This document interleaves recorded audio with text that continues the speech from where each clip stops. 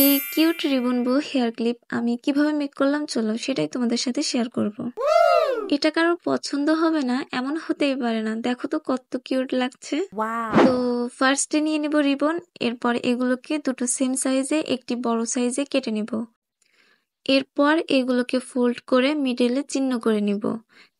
তারপর double side tape দিয়ে মিডলে বসিয়ে নিব।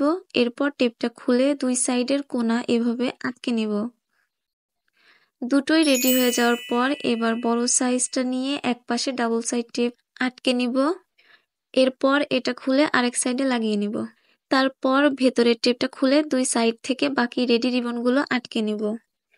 এরপর এভাবে ধরে মাঝখান দিয়ে সেলাই করে নিব। সেলাই হয়ে গেলে সুতাটা এভাবে ঘুরিয়ে ঘুরিয়ে আটকে নিব।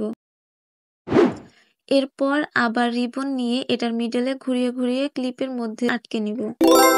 এবার এগুলোকে ডেকোরেট করার জন্য এখানে কিছু ছোট সাইজের পার্ল আর সুই সুতা নিয়ে নিয়েছি। সুতার ভেতরে পার্লগুলোকে ইনসার্ট করে দুইটা লাইন লাগিয়ে নিব। এভাবেই রেডি হয়ে যাবে আমাদের এই সুন্দর রিবন বো হেয়ার ক্লিপ। তোমাদের কি এমন লাগছে না?